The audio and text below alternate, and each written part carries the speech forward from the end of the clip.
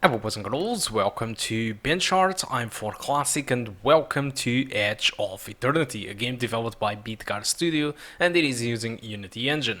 So today my objective in here it is to check out how it performs on the GTX 1650 Super and to deliver to you what is the best settings to play the game. So essentially the best settings for me it is to run the game mostly above 60 frames per second all the time if possible, and for me 1080p high settings it is the chosen setting. The only thing that I do recommend you to change in here it is to enable AMD Fidelity FX CAS, because it completely boosts the sharpening of the game. It does not over sharpen because the TAA implementation in this game sucks, and so AMD Fidelity FX does a great job when enabled to bring the sharpness back from the TAA. So this is the results without recording. So ultimate graphic settings, it's not the maximum, but it is the highest preset you can select. So I got an experience of pretty much above 50, high settings above 60 and median above 70. At 1440p though, if you go with ultimate, your experience will be overall above 30, high settings above 40 and median settings above 45 more than less.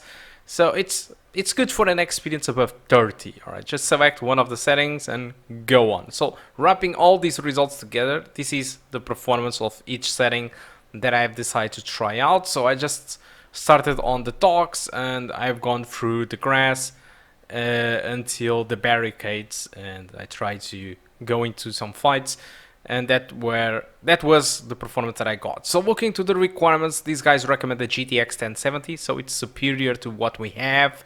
12 gigs of RAM and an i7 from the 8000 generation, so we are okay with this. And this was the results for the game. So let me just enable MS Afterburner just for you to have an idea of the performance that you will be having while playing the game with high settings and Fidelity FX on. Keep in mind that I'm recording and that usually impacts a little bit the performance, like 1-2 frames per second max.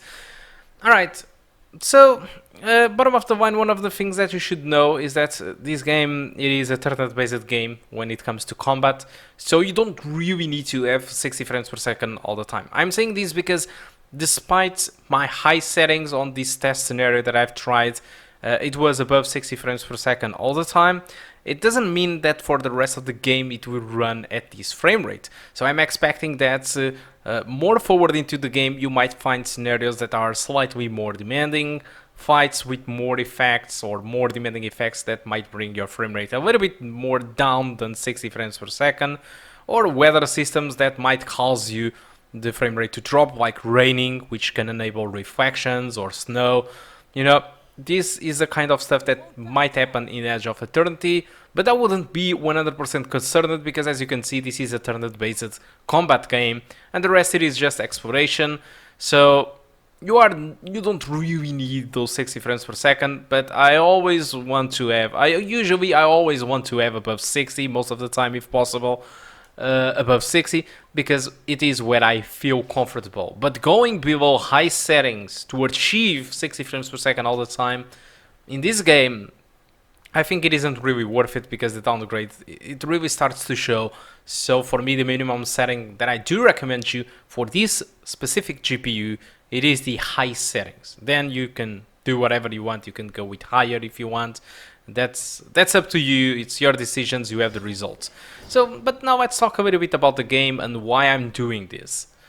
So like I told you, Edge of Eternity, it was developed by Midgar Studio, and the name, it's no coincidence because Midgar, it is a city of Final Fantasy VII, and there is absolutely no coincidence that the developer team, it is called Midgar Studio, because when Midgar Studio was founded, they wanted to create mainly this game, Edge of Eternity, and the objective with this game, it was to create kind of a very, very inspired game inspired on Final Fantasy, the classic ones, where the combat, it is turn-based, as you saw, and the open world, it is a little bit more actual.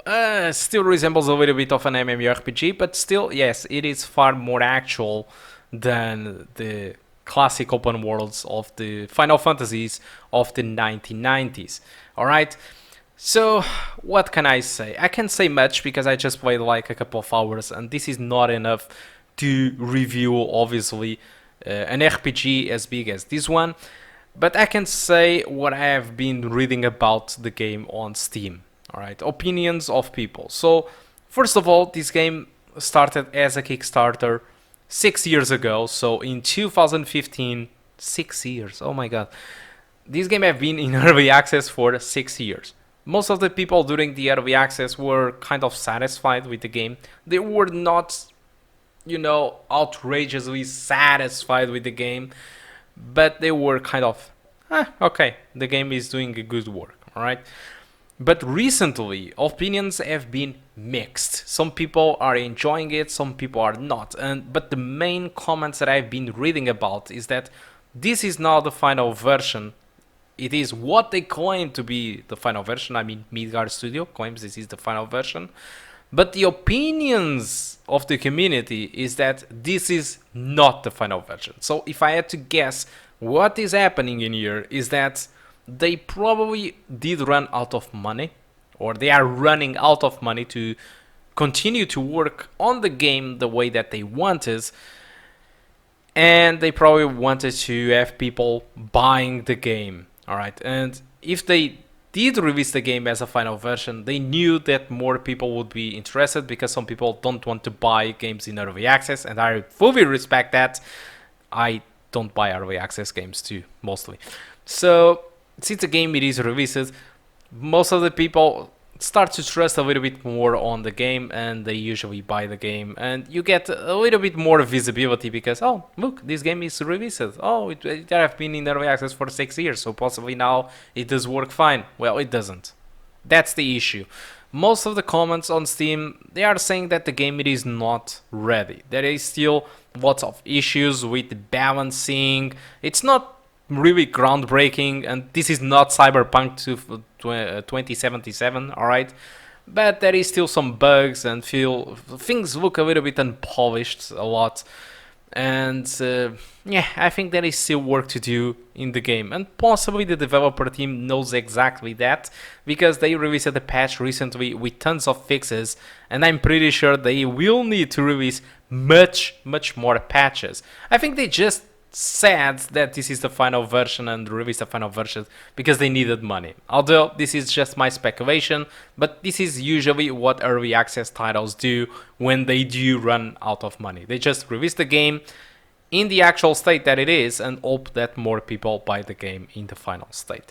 The game it is not bad. It's not released, alright? They say it's final, but it's absolutely not final. I didn't encounter any issues though, but I'm pretty sure that a little bit more forward into the game, I will start to see the cracks and the issues that people have been mentioning on Steam reviews. So, in my opinion, if you are really interested in the game, check first the comments on Steam and also your favorite reviews, websites, YouTubers that you usually follow, and to check their opinions on the game. But people let you know that have been kind of dozens of hours into the game, not people like me that play like 1 or 2 hours and give the opinion about the game. All right, Final Fantasy, Edge of Eternity, it is a big game. It is an RPG game, so it's not a game that you review playing 2 or 3 hours. Anyway, I just wanted you to know what is this game about, what you can expect from it, how it does perform, and I think my job in here is done. So hope you keep enjoying the rest of the gameplay. Thank you a lot for watching, and I do hope to see you soon. Goodbye.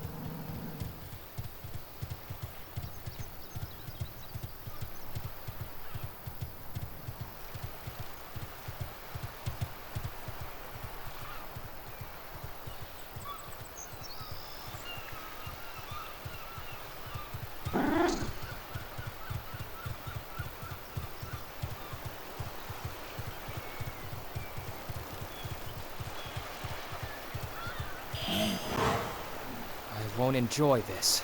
Nor will you.